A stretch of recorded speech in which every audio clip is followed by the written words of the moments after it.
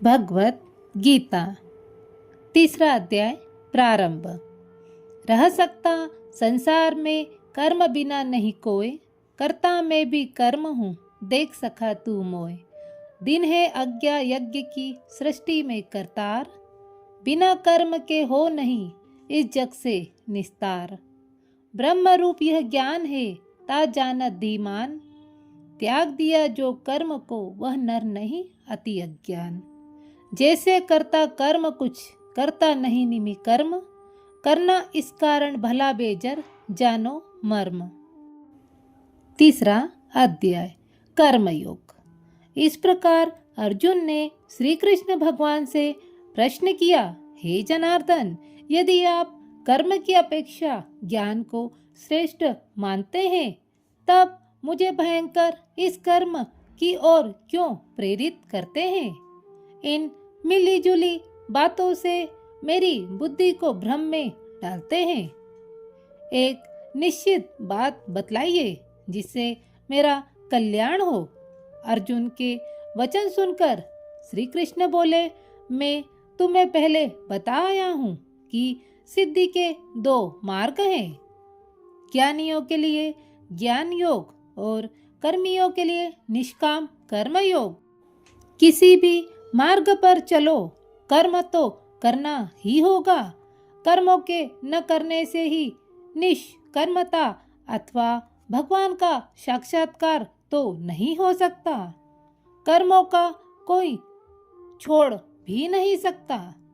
प्रकृति के अधीन उसे सोना उठना आदि कर्म करने से ही पड़ते हैं। सभी मनुष्य को अपने कर्म करने पड़ते हैं। जो मूढ़ बुद्धि हठ से इंद्रियों को रोककर मन से उनके भोगों का ध्यान करता है, वह दंभी कहलाता है।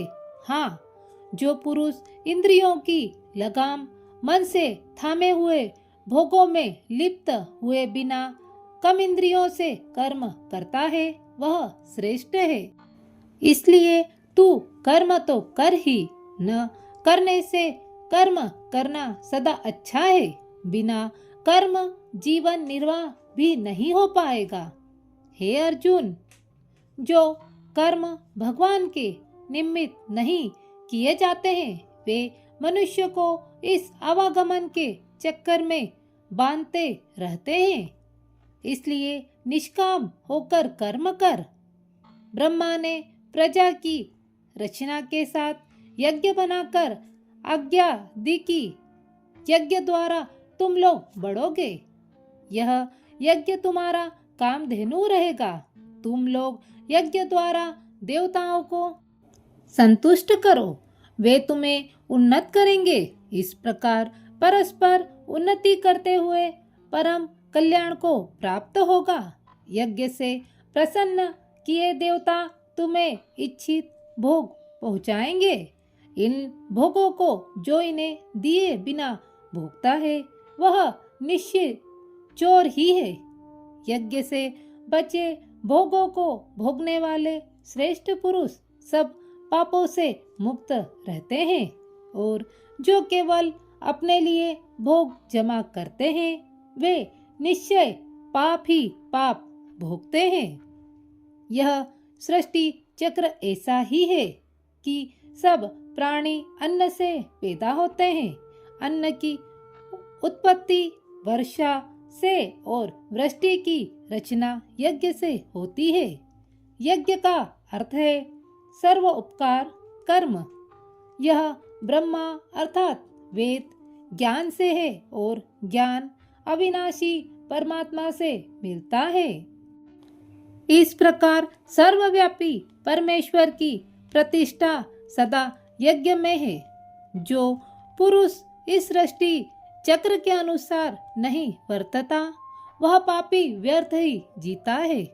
परंतु जो पुरुष आत्म तत्व में लीन और संतुष्ट रहता है, उसके लिए कुछ भी कर्तव्य नहीं है। इसलिए हे अर्जुन, तू अनासक्त रहकर कर्म करता जा। इस प्रकार कर्म करने वाला मनुष्य ईश्वर को प्राप्त करता है। जनक आदि संतों ने ऐसे कर्मयोग से सिद्धि पाई थी। फिर लोकहितार्थ भी कर्म करने ही चाहिए, कारण कि भले आदमी को देख दूसरे पुरुष उसका अनुसरण करते हैं। हे अर्जुन, मुझे ही देख, तीनों लोकों में मुझे सब कुछ प्राप्त है, तो भी मैं संध्या, तर्पण, पितृ सेवा आदि सत्कर्म तो करता ही हूँ। यदि मैं आलसी हो सत्कर्म भी त्याग बैठूं, तब मुझको देख सभी सत्कर्मों को छोड़ बैठेंगे। सब लोग नष्ट हो जाएंगे, प्रजा में वर्ण संकरता हो जाएगी और मैं सारी प्रजा का विनाशक कहलाऊंगा। अतएव हे कुरुवंशियों में श्रेष्ठ अर्जुन, अज्ञानी पुरुष आसक्ति कर्म करते हैं, वैसे ही ज्ञानी पुरुष लोगों की शिक्षा के लिए आसक्ति रहित कर्म करते हैं। कर्म करना छोड़कर अज्ञानियों में कर्म के प्रति अश्रद्धा उत्पन्न न होने दे, अपितु स्वयं समता बुद्धि रखता हुआ उनसे भी वैसा ही कर्म करावे। हे अर्जुन, वस्तुतः तो कर्म प्रकृति के गुणों द्वारा किए हुए होते हैं और अहंकार वाला पुरुष कहता है मैं करता हूँ, ऐसा समझता है। परंतु जो ज्ञानी पुरुष गुण विभाग और कर्म विभाग के तत्व को जानता है, आत्मा को इन दोनों से निर्लेप अनुभव करता है, वह जानता है गुण गुणों में वर्तते हैं, इसलिए वह कर्मों से सुखी अथवा दुखी नहीं होता।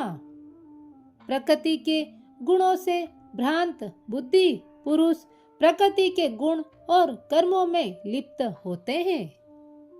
अल्प बुद्धियों को ज्ञानी पुरुष चक्कर में न डाले, इसलिए हे अर्जुन, आत्मविमुख होकर मुख में सब कर्मों को अर्पित कर, आशा और ममता को त्याग निश्चित हो, युद्ध कर।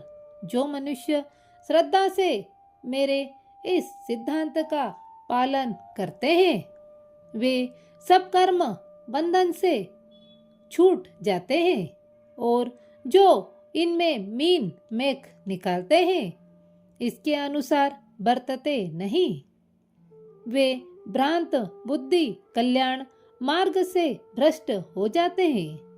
ज्ञानी अपने स्वभाव के अनुकूल कर्म करता है, सभी स्वभाव के अधीन है, हठ से कोई लाभ नहीं होता। मनुष्य को चाहिए सभी इंद्रियों के भोगों में जो राग द्वेष की भावना भरी रहती है, उसके अधीन न हो। कल्याण के मार्ग में बांधक ये दोनों ही लुटेरे हैं। गुण रहित भी अपने स्वभाव के अनुसार किया हुआ कर्म अच्छी प्रकार साधे हुए दूसरे के स्वभाव अनुसार धर्म से अधिक अच्छा है। स्वधर्म के साधन में जीवन दान देना कल्याण कारक है। दूसरे का धर्म भयकारक होता है। यह सुनकर अर्जुन ने पूछा, हे यदुपति, यह तो बतलाइए कि न चाहते हुए भी मानो खाड़े के जोर से पुरुष से पाप कौन कराता है। भगवान श्री कृष्ण ने कहा, रजोगुण से उत्पन्न काम और क्रोध है जो मनुष्य को पाप की ओर ले जाता है। इसकी भूख बहुत बड़ी है, यह बड़ा पापी है, इसको तू अपना बेरी जान। जैसे धुएं से अग्नि और धूल से दर्पण और जाली से लपेटा बालक जन्मता है, वैसे ही ये दोनों ज्ञानियों के सदा बेरी हैं और इनसे ज्ञानी का ज्ञान ढका रहता है। यह काम मनुष्य की इंद्रियों, मन और बुद्धि में रहता है और इनके द्वारा ही मनुष्य को मूढ़ बनाता है। इसलिए हे अर्जुन, तू पहले इंद्रियों को वश में कर, ज्ञान विज्ञान को नष्ट करने वाले इस पापी काम को विध्वंस कर। जो तू इस समझे कि यह मेरी शक्ति से बाहर है, सो बात नहीं। कारण कि इंद्रियों से सूक्ष्म मन, मन से सूक्ष्म बुद्धि और बुद्धि से सूक्ष्म आत्मा है। इस प्रकार आत्मा सबसे सूक्ष्म और अधिक बलवान है। हे महाबाहु अर्जुन, अपने बल को समझकर उसके द्वारा दुर्जन रूपी काम शत्रु को मारकर जय को प्राप्त हो। दूसरे अध्याय का महत्व। एक शूद्र बड़े अनर्थों से धन इकट्ठा किया। उसका धन चोर चुरा ले गए।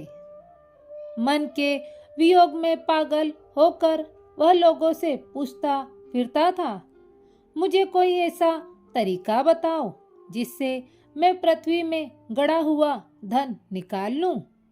किसी ने कहा, मांस मदिरा खाया पिया कर वह मांस मदिरा खा पीकर दुष्कर्म करने लगा। एक दिन चोरी करने गया। चोरों ने उसे मार दिया।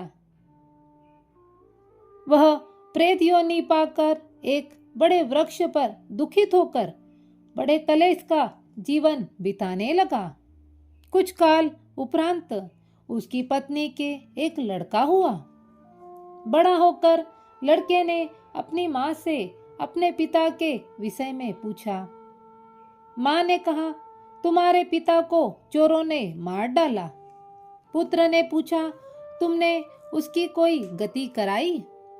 माँ ने कहा, नहीं। पुत्र ने कहा, तो मैं उसकी गति कराने गया जी जाऊंगा। इतना कहकर वह गया जी को चला।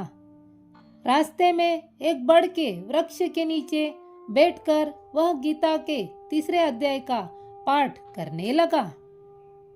उसी वृक्ष पर उसका पिता प्रेत बनकर विचरण करता था।